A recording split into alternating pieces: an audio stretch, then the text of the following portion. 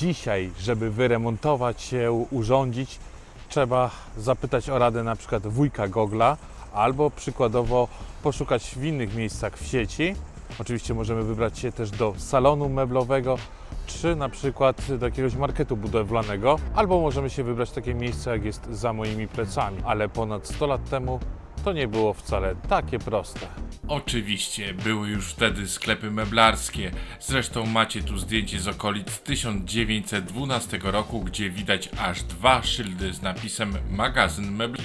Też w 1912 roku między majem a październikiem odbywała się w Parku Jordana wystawa architektury i wnętrz w otoczeniu ogrodowym.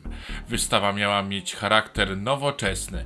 Oprócz pawilonu głównego, w którym prezentowane miały być modele, plany oraz przedmioty dekoracyjne, przewidywano wybudowanie pokazowych, kompletnie urządzonych i umeblowanych domów z ogrodem oraz z zagrodą włościańską. No ale tak w zasadzie możecie mi zadać pytanie, co to ma wspólnego z komunikacją w Krakowie? Już tłumaczę. Gdyby wystawę zorganizowano w 1910 roku, to można by na nią dojechać koleją cyrkumwalacyjną. Tak prezentował ją mistrz Wyspiański. Następnie wysiąść na stacji Zwierzyniec. Dzisiaj to skrzyżowanie obok Jubilata. Później odbyć krótki spacer ulicą Swoboda. Dzisiaj w tym miejscu mamy Aleję Krasińskiego, część Alei Trzech Wieszczów. Jednak linię kolejową zlikwidowano 1 stycznia 1911 i pozostał inny środek transportu torowego, tramwaj, a dokładniej tramwaj wąskotorowy. Tyle, że w 1912 roku jego zmierzch już był coraz bardziej bliski. Do Krakowa od 1913 roku miał wkroczyć tramwaj normalnotorowy, a pierwszym taborem miał zostać produkowany na początku w Sanoku model SN1. Dowiedzmy się coś więcej na jego temat, a co najważniejsze, przejedźmy się nim dzisiaj. Ja mam na imię Janek, to jest kanał Janek Gada, ciekawostki, historie, podróże i witam Was na zajezdni Podgórze. Ale wcześniej trochę historii.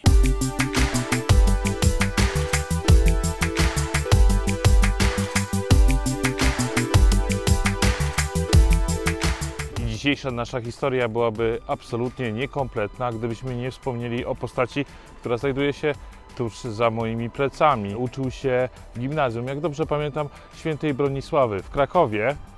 Następnie skończył prawo na UJ-cie oraz ekonomię, co ciekawe, w Berlinie. Oczywiście chodzi tutaj o Juliusza Lea, który właśnie jego pomnik znajduje się za mną. Przez 3 kadencje, aż do końca swojego życia sprawował tutaj właśnie władzę w Krakowie, można tak rzec. I dlaczego o tym mówię? Ponieważ właśnie za jego kadencji usunięto całkowicie kolej cyrkumwalacyjną, która otaczała Kraków.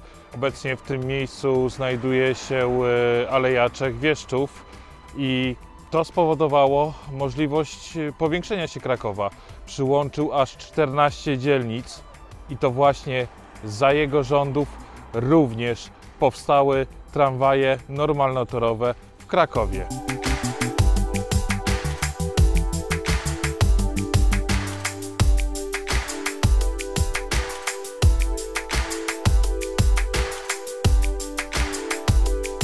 Za kadencji Lea powstało bardzo dużo ciekawych inwestycji, między innymi jedna jest właśnie przede mną, a mówię tutaj o budowie tak zwanego trzeciego mostu, czyli mostu Krakusa, który kiedyś znajdował się za mną. Przepiękny most w stylu budapesztańskim, który łączył właśnie tą starą część Krakowa z nowo przyłączonym Podgórzem.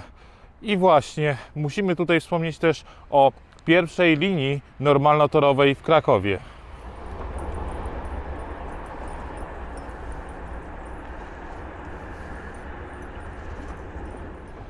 Pierwsza linia normalnotorowa w Krakowie szła od Salwatora, następnie wchodziła w ścisłe centrum Krakowa przez ulicę Franciszkańską, Plac Wszystkich Świętych, dochodziła do poczty, następnie przekutym torowiskiem z wąskiego toru na normalnotorowe Starą Wiśną i dobudowaną resztką torowiska właśnie tutaj, pod Trzeci Most. Ale z czasem linia tramwajowa została rozbudowana, przeszła przez Wisłę, została poprowadzona przez Plac Zgody, obecnie Plac Bohaterów Getta, następnie skręcała w ulicę Lwowską, w ulicę Limanowskiego i szła w kierunku właśnie tutaj, centrum Podgórza. Dla ścisłości dodajmy, że ta stara mapa jest jeszcze z niezmienionymi nazwami ulic na Podgórzu. Wspomniany Plac Zgody ma tutaj nazwę Rynek Mały. Ulica Słowackiego została zmieniona najpierw w ulicę Salinarną, później Lwowską, a dawna Lwowska zmieniła z czasem nazwę na Limanowskiego, a rynek główny na Podgórzu po prostu w Rynek Podgórski. Wracamy do tematu tramwajowego. Jak widzicie, tramwaj tutaj jedzie. Jestem na rynku podgórskim, bo tutaj właśnie ta linia tramwajowa się kończyła. Ona dokładnie tutaj objeżdżała wokół cały rynek podgórski. Tutaj zresztą zachowały się archiwalne zdjęcia, na których widać tramwaje, które znajdowały się dokładnie w tym miejscu, które Wam teraz pokazuję. Ale to nie był koniec oczywiście rozwoju, bo już w późniejszych latach oczywiście tramwaj ten zmierzał dalej w kierunku właśnie Ronda Matecznego obecnego. Tam jest miejsce, gdzie znajdowało się uzdrowisko mateczne. Założył to Czech, o którym już robiłem materiał na moim kanale. I proszę Was, zostało tam właśnie zrobiona linia, żeby mogli kuracjusze dojeżdżać, ale i tutaj się nie zakończyła historia tramwajów, ponieważ jeszcze przed wybuchem II wojny światowej zaczęto budować remizę, ale w dzisiejszym języku możemy powiedzieć tak naprawdę zajezdnię tramwajową Podgórze, czyli nieco dalej, no i tam właśnie dochodziły tramwaje. Ale gdzie była pierwsza zajezdnia? Musimy się cofnąć z powrotem w kierunku centrum miasta, w kierunku Kazimierza. Wszystko Wam wtedy pokażę.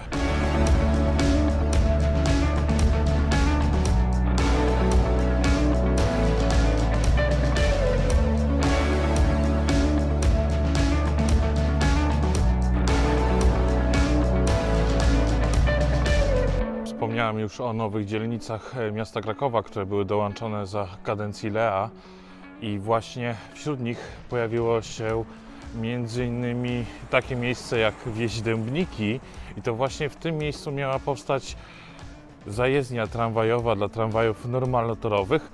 Być może taka miała być decyzja, dlatego że tuż obok znajdował się most dębnicki, dawny kolejowy, przez który być może chcieli przeprowadzić właśnie linię tramwajową, aczkolwiek z niewiadomych przyczyn nie stało się tak i właśnie zajezdnia została umieszczona na Kazimierzu.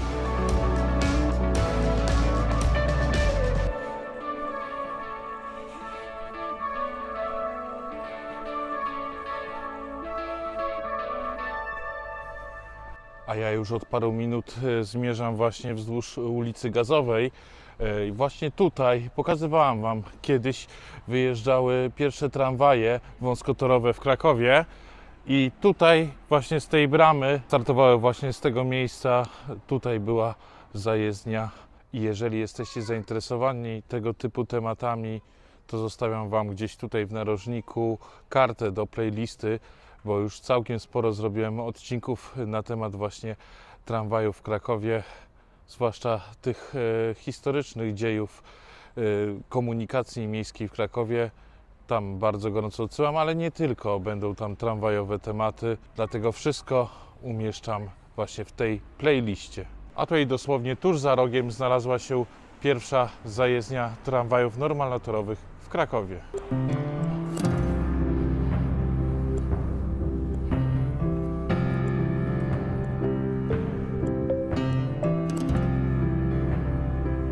A my jesteśmy już prawie że w miejscu, skąd startowały tramwaje, ponieważ to właśnie to była jedna z tych hal zajezdni.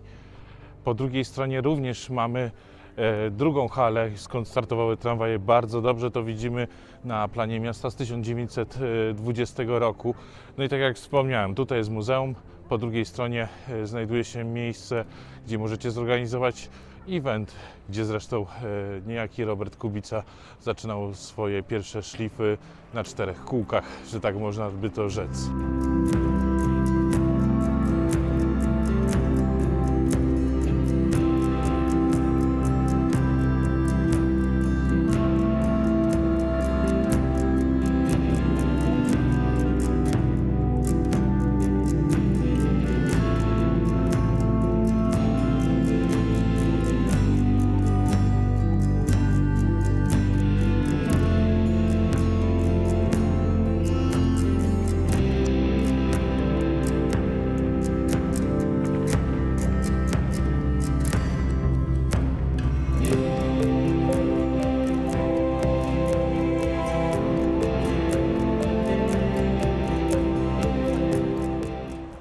Prawdopodobnie właśnie z tej hali wyjechał pierwszy tramwaj na linię.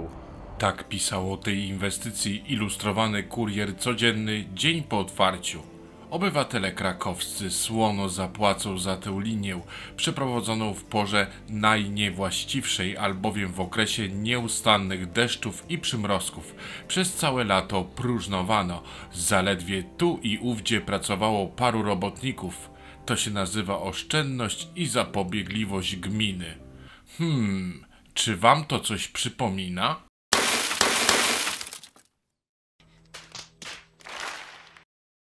Teraz dochodzimy, można rzec, do crème de la crème dzisiejszego odcinka, czyli do taboru. Model SN1 wyprodukowany w sanockiej fabryce. To były te pierwsze tramwaje, które pojawiły się na normalnym rozstawie szyn normalnotorowym i właśnie pewnie tutaj gdzieś ten tramwaj wyjeżdżał. I te tramwaje, pierwszą serię, zaczęto dostarczać w roku 1912, dokładniej w grudniu, ale dopiero miesiąc później, w styczniu 1913 roku, dokładnie 17 stycznia, miał się odbyć pierwszy przejazd oficjalny tramwajów normalnotorowych.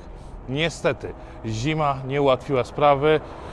Zrobiło się na tyle nieciekawie, że postanowiono, że nie odbędzie się to 17 stycznia, a 20 stycznia i właśnie wtedy ruszyły wagony na miasto.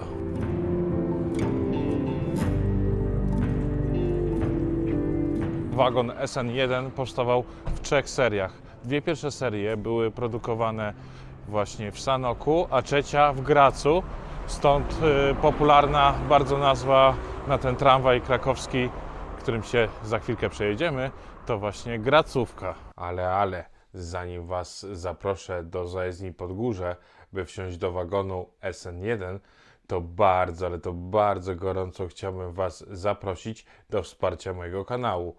Oczywiście przez kliknięcie w przycisk Wesprzyj możecie już od 4,99 za miesiąc wesprzeć mnie, a jest to taka sytuacja, że zbieram obecnie na drona, więc każda kasa się, można powiedzieć, przyda. Jeżeli nie macie konta premium, to po tym moim wejściu pojawi się reklama i wystarczy 30 sekund obejrzenia jej i właśnie dzięki temu też wesprzecie moje działanie. A my zmierzamy do zajezdni Podgórze.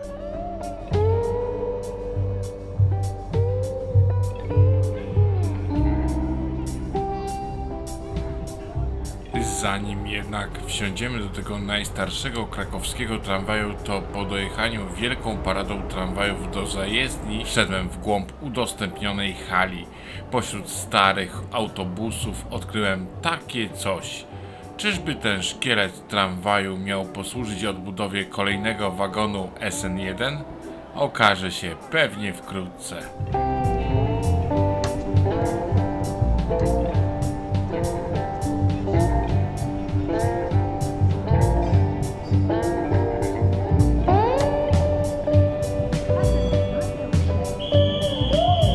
Tymczasem chwila oczekiwania, ja przemieszczałem się pośród zabytkowego taboru, nie tylko krakowskiego, i udało mi się w końcu dopchać do wagonu SN1.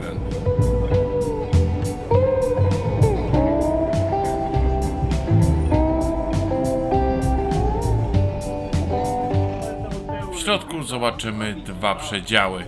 Pamiętajmy, że kiedyś były co najmniej 2 klasy w tramwaju, a co za tym idzie 2 ceny biletu. Co do samego prowadzenia tramwaju, to wiadomo, dość topornie, motorniczy na stojąco i 0 udogodnień. W dodatku zwrotnice na przejazdach kierowane mechanicznie. Cóż, taki urok. Dla wspierających kanał zostawiam cały przejazd, a tutaj tylko fragmentarycznie go pokażę.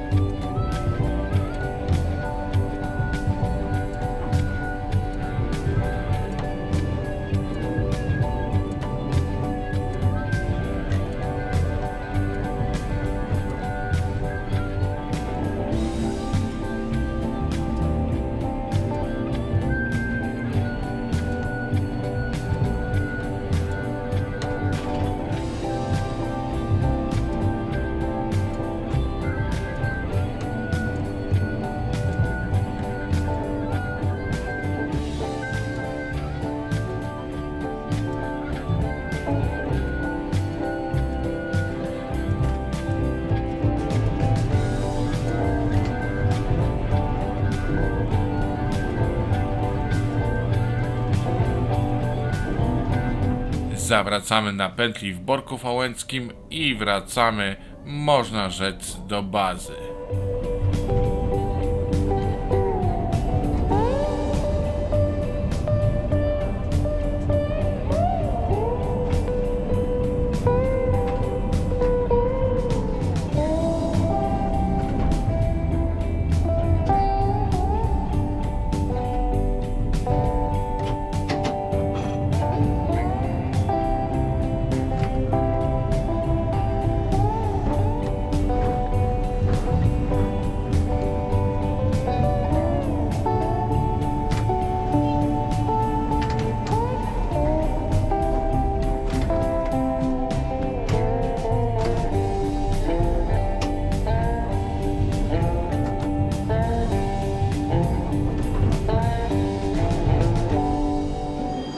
Ja już kończę na dzisiaj to wideo.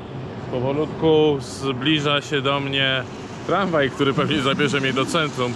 I oczywiście śmiało i gorąco zachęcam do komentowania, lajkowania, subskrybowania, oczywiście wspierania mojego kanału. Wszystko macie oczywiście w opisie, jeżeli jakieś materiały wykorzystałem, a pewnie wykorzystałem.